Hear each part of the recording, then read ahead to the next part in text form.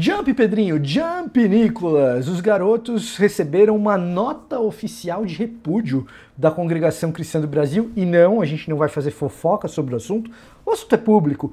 O objetivo aqui é falar um pouco sobre isso e as implicações a respeito de quem é Jesus e a gente vai até falar de Jesus histórico a partir dessa história dos meninos. Antes disso, a gente vai recapitular quem são esses meninos, por que eles viralizaram com esse conteúdo e depois a gente trata de Jesus e de Jesus histórico, porque por incrível que pareça, sim, os assuntos têm a ver.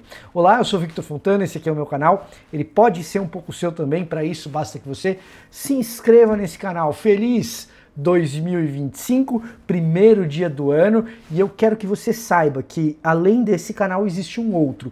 Se você está aqui há bastante tempo, você sabe que eu fazia devocionais diários. Aqui na descrição você encontra um link para o meu canal de devocionais, porque esse ano, todos os dias, nós teremos um devocional, um vídeo de estudo bíblico, mas é no outro canal. Aqui nesse canal a gente fala de Bíblia, de teologia, às vezes com um pouco mais de profundidade, às vezes usando episódios da atualidade, como é o caso de hoje, para trazer alguma coisa, quem sabe, um pouco mais difícil, um pouco mais profunda. Então, dá uma passadinha na descrição e se inscreve lá no de devocionais. Você me faz um grande favor se você fizer isso.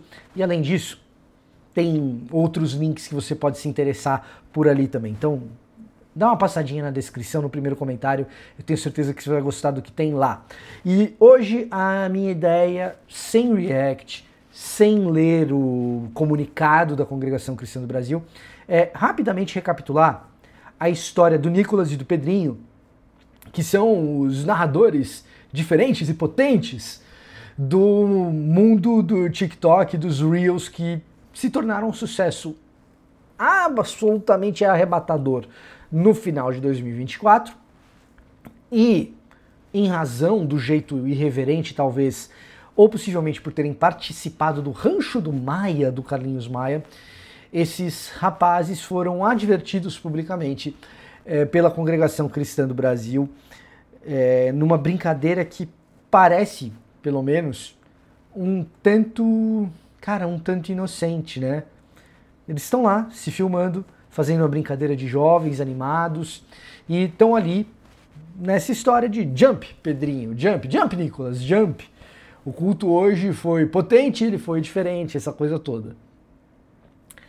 Bom, vamos por partes aqui, tá? Primeiro eu queria falar sobre a nota da Congregação Cristã do Brasil, porque ela tem alguns elementos que a gente não pode deixar passar. Se a gente quer estudar teologia seriamente e entender igreja seriamente aqui, tá? Primeira coisa, a Congregação Cristã do Brasil está totalmente no seu direito de fazer uma nota de repúdio porque os meninos usavam a imagem da Congregação Cristã do Brasil o tempo todo dentro dos seus vídeos em que eles viralizaram e se tornaram famosos. Ela está no direito dela. Estar no seu direito significa que seja sensato ou sábio? Não necessariamente. Uma das coisas que me chama a atenção, e que pode ser o caso da sua igreja, que nem precisa ser da congregação, pode ser como a minha, presbiteriana, pode ser uma batista, como é toda a minha família, pode ser metodista, pode ser qualquer tipo de igreja. É uma nota de repúdio extremamente focada na preservação do nome e da imagem da instituição, e sem nenhum cuidado pastoral com esses meninos. Então, é uma nota que o tempo todo diz, olha, a gente repudia o que esses meninos fazem por causa dos nossos costumes, para preservar os nossos costumes, para preservar o nome da Congregação Cristã do Brasil. Cara, preservar o nome da instituição deveria ser a última das preocupações de qualquer igreja, se o que ela faz é cuidar de gente, pregar boa notícia, boas novas, pregar evangelho a pessoas que precisam de salvação, e se ela se ocupa de fazer pessoas mais parecidas com Jesus. O nome da instituição é absolutamente secundário, é absolutamente periférico dentro de uma igreja que é missionalmente orientada. É a menor das nossas preocupações. Pode ter alguma importância, mas é absolutamente periférico, perto de como eu faço para orientar esses meninos. Então, primeiro ponto, CCB tem direito. Segundo ponto, não sei se é a melhor coisa. E você estando numa instituição que diante de toda a crise sempre busca preservar o seu nome, sempre busca preservar a sua imagem, saiba que um dia pode ser você a pessoa exposta, pode ser você o sacrificado em nome da imagem da instituição. Terceiro ponto. Quando a gente faz uma nota de repúdio, a gente precisa entender o que de fato aconteceu para saber se essa nota é proporcional aos eventos. E aí, cara, você pega meninos que estão ali num esquema de bom humor, o máximo que você pode dizer ali é que é um bom humor que fere a seriedade do culto, mas eu pelo menos não vi nos inúmeros vídeos que eu assisti deles nenhum momento em que eles usam o humor durante a celebração do culto. É sempre na frente da igreja, depois que o culto terminou. Então, você poderia dizer assim, pô, fere uma imagem de reverência, mas ainda que fosse esse o caso, esse tipo de comportamento é um tipo de comportamento que valha uma nota oficial. Trataram dois meninos fazendo brincadeiras como tratam, ou como deveriam tratar, líderes flagrados em pecados graves. Tipo, será que é para tanto? E me causa um certo espanto que existam tantas pessoas aprovando o que a congregação cristã fez. Gente que acha que é isso mesmo, porque a igreja não é lugar de palhaçada. Tá, mas espera aí. Essa igreja que não é lugar de palhaçada, hipoteticamente, a gente vai falar concretamente da CCB daqui a pouco, mas hipoteticamente, essa igreja que não é lugar de palhaçada, quando há eventos realmente graves, eventos que realmente chamam a atenção, de pecados que realmente prejudicam a comunidade, como ela age?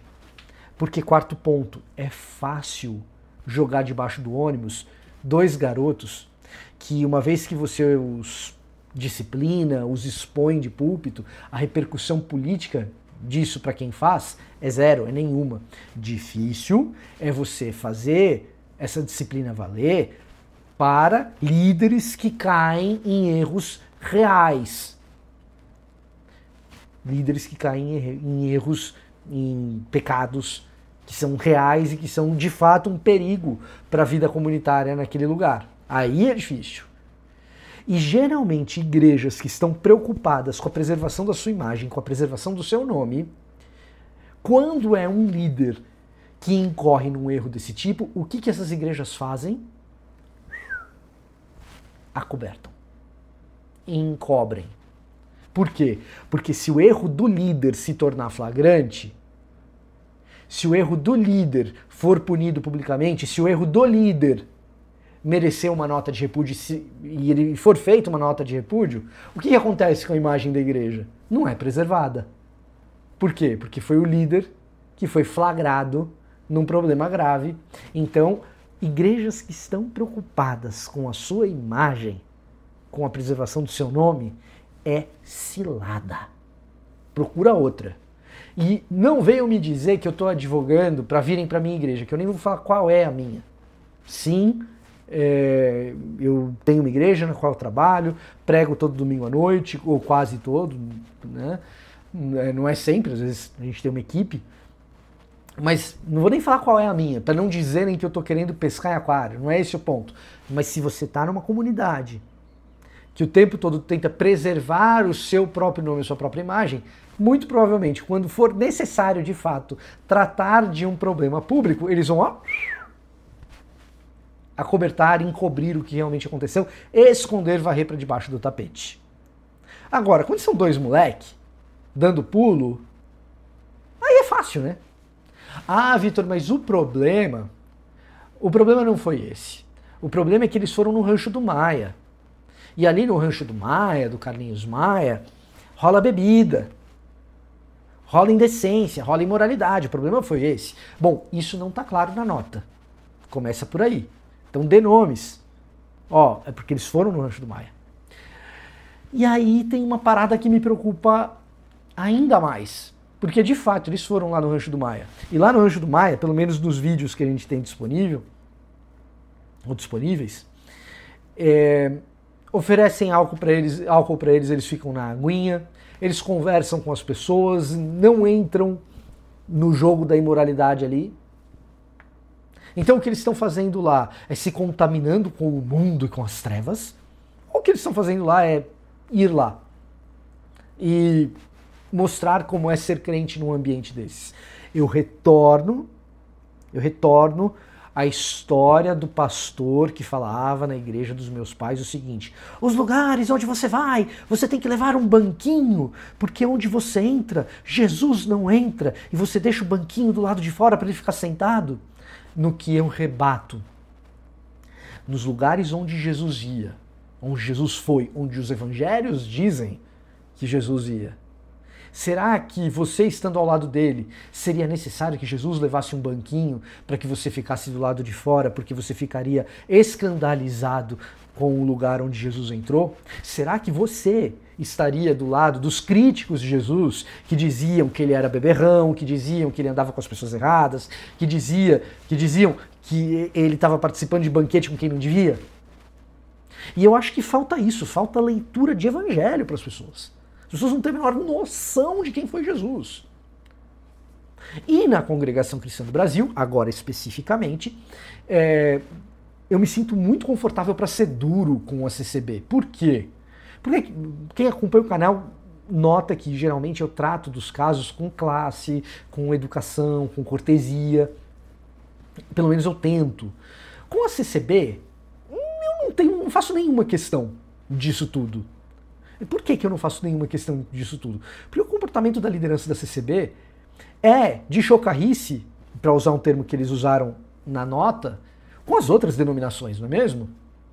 As outras denominações cristãs, todas inferiores a ela, grandiosa Congregação Cristã do Brasil. Sempre foi assim. A quem nós estamos querendo enganar? Então eu me sinto muito confortável para ser duro com a CCB. A Congregação Cristã do Brasil devia estar preocupada, em vez de estar preocupada com dois meninos que estão pulando e fazendo humor, a Congregação Cristã do Brasil devia estar preocupada com a péssima teologia que ela tem, né? Horrorosa que tem. Isso deveria ser uma preocupação, não é? A Congregação Cristã do Brasil deveria estar preocupada com o oceano de intrigas públicas e outras que deveriam ser privadas, mas vêm a público, dentro do ambiente de liderança dela. Intrigas e joguetes políticos que, lamentavelmente, essas sim, sujam não o nome da instituição, lamentavelmente sujam o nome do evangelho. Porque como é que um não cristão olha para todos aqueles joguetes políticos e imagina que aquilo ali é uma comunidade de fé de verdade? Mas isso é difícil de tratar. Fácil é pegar dois meninos e jogar debaixo do ônibus, em nome dos costumes. Isso é fácil. Então, assim, com relação à CCB, eu não tenho muito pudor de falar essas coisas. Por quê? Porque a CCB se porta como a guardiã do verdadeiro cristianismo. Dito isso, meu profundo respeito pelos membros da Congregação Cristã do Brasil, que exercem a sua fé, que são fiéis a Jesus, que conheceram a Jesus nesse contexto, que leem o texto bíblico. Agora, a CCB precisa começar a cuidar dos seus próprios problemas, em vez de ficar preocupada com meninos que estão viralizando na internet, com o caráter efêmero que as viralizações têm. A gente não sabe se esses meninos vão durar na internet ou não, vai depender do talento, vai depender da gestão de uma carreira que tem por aí, mas geralmente os fenômenos de internet são absolutamente rápidos, passam velozmente, vêm e vão, e aí os caras estão preocupados com isso daí. Bom, agora, o que isso tudo tem a ver com Jesus e Jesus histórico? E tem muito a ver. Tem muito a ver. Não sei se vocês vão lembrar, quem está no canal há mais tempo, sobre... Estou usando bastante essa expressão, não é coisa chata quem está no canal há mais tempo. Não sei se vocês vão lembrar de um vídeo que eu fiz sobre The Chosen, que eu falei sobre a heresia que envolve The Chosen, a série sobre Jesus, que não é propriamente da série, mas de muita gente que assiste e critica. Meia dúzia assistiu esse vídeo lá atrás e não entendeu, achou que eu estava criticando a série. Eu fui bem claro, estou sendo bem claro aqui. É uma heresia que não é da série, é uma heresia de pessoas que assistem a série e a criticam. E eu estou falando aqui de docetismo. A ideia de que Jesus era doquel, uma mera aparição, que não veio em corpo físico, e dessa maneira, implícito ali no docetismo, está meio que uma percepção da natureza apenas divina de Jesus, sem a natureza humana de Jesus. Então a pessoa vai lá e assiste The Chosen e se choca com aquele Jesus humano que está sendo apresentado ali. Agora, a doutrina cristã, ela afirma uma coisa chamada união hipostática. Jesus, ele é humano e ele é divino.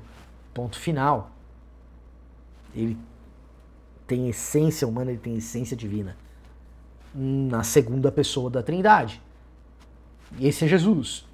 E então, quando Jesus, ser humano, nos é apresentado, a gente tem que acolher essa percepção de Jesus enquanto ser humano, que é o que a gente está vendo ali em The Chosen. Sabendo que ele é também Deus. Sabendo que ele é também Deus.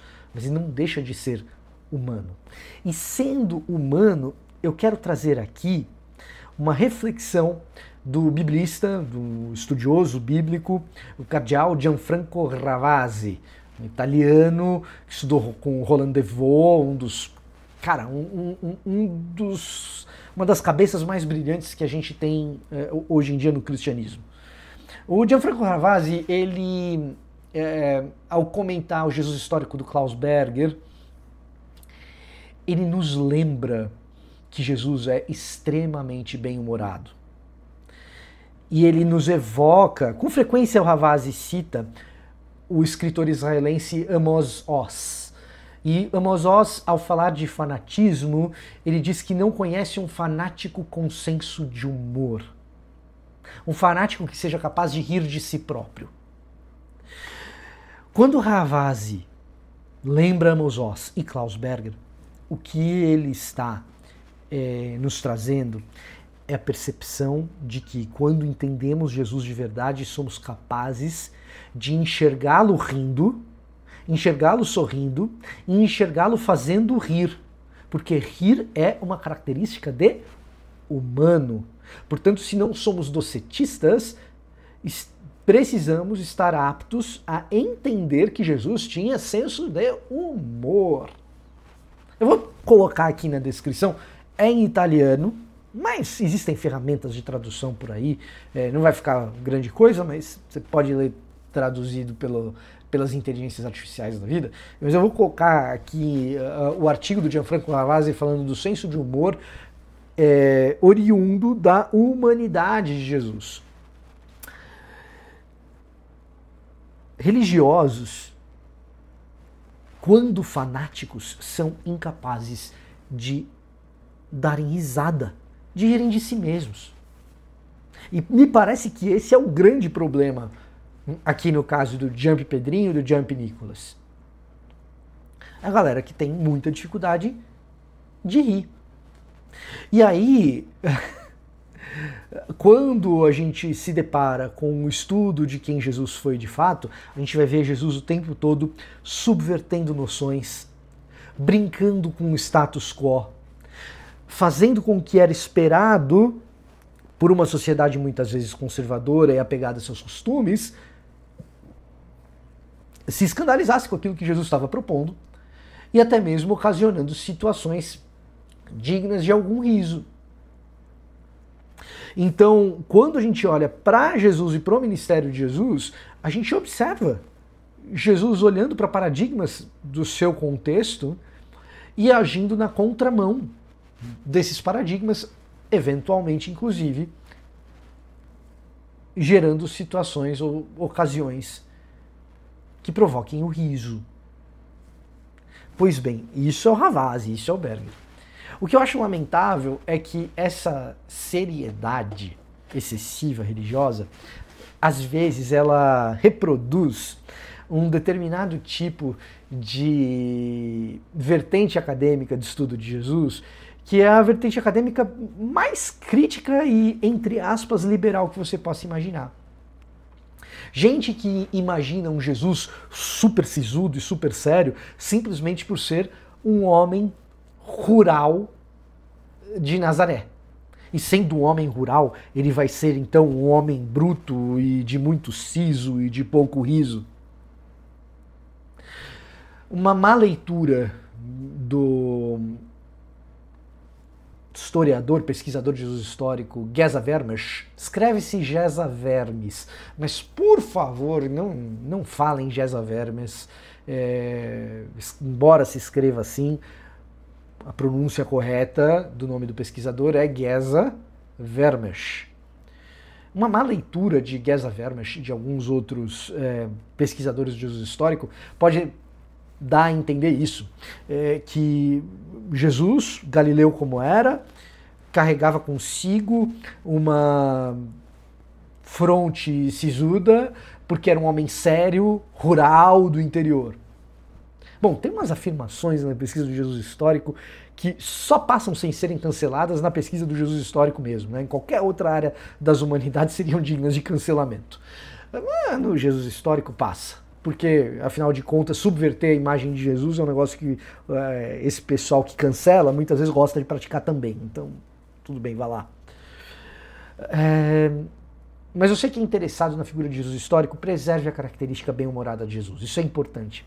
Eu vou dizer o porquê que é importante. Metodologicamente, não só para o humor, mas para outras características de Jesus, é fundamental notar isso que o Ravazzi e que o Berger notam. Que Jesus subverte costumes da cultura galileia. Não apenas Galileia, mas também da Judéia, né, da região do Levante, se você quiser. Mas Jesus é uma figura subversiva desses valores. Então, tentar traçar Jesus à imagem e semelhança do galileu típico é um erro metodológico contumaz. O John P. Meyer faz um trabalho extraordinário, embora datado em alguma medida, como Geza Vermes também mas ao demonstrar que Jesus é um judeu marginal, às margens do que são diversos judaísmos do primeiro século. Então, é curioso que um jeito de enxergar Jesus do ambiente mais tradicional, mais fanático, mais reativo, reflita, de certa forma, o resultado, coincidentemente, não existe uma relação ou um vínculo causal aqui, mas coincidentemente reflita o mesmo tipo de conclusão a respeito de quem Jesus é que a gente obtém lá nas escolas de Jesus histórico mais críticas, como é o caso da escola do Geza Vermes. E que não é a única, tem várias escolas, enfim. Resumo da ópera. O nosso jeito de fazer disciplina na igreja revela quem a gente pensa que Jesus de fato é.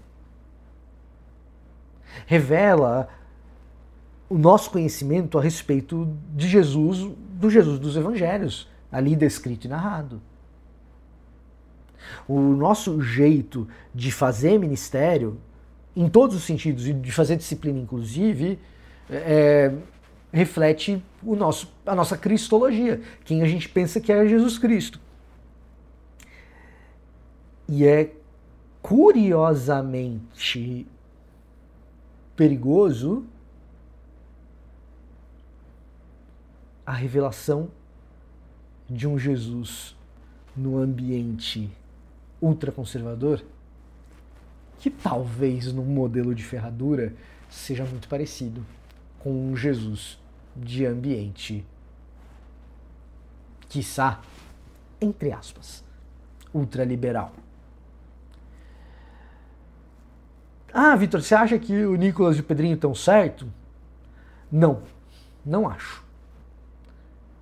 Agora, o cuidado pastoral é chamar os caras para uma conversa franca para quem pastoreia eles, eu não os pastoreio, então não sou eu que tenho que fazer essa conversa, mas chamá-los para uma conversa franca e explicar os problemas de determinadas atitudes. Vou fazer público aqui, já que tudo está público. O problema do Pedrinho e do Nicolas irem no rancho do Maia não é que ofereceram bebida para eles, afinal de contas eles ficaram na aguinha. O problema é eles irem no rancho do Carlinhos Maia, nessa altura do campeonato. Jovens como eles são. Acabaram de entrar para o mundo da internet. Vou ser mais claro. Digita Carlinhos Maia polêmica. E você vai entender o que eu estou querendo dizer. Para eles, entrar por esse caminho da internet agora é entrar no mundo desnecessário nesse momento da polêmica pela polêmica. E isso, sim, isso é ruim. E se eu fosse pastor deles, eu teria uma longa conversa a respeito de como essas coisas funcionam no âmbito das relações públicas e também da espiritualidade nesse tipo de ambiente.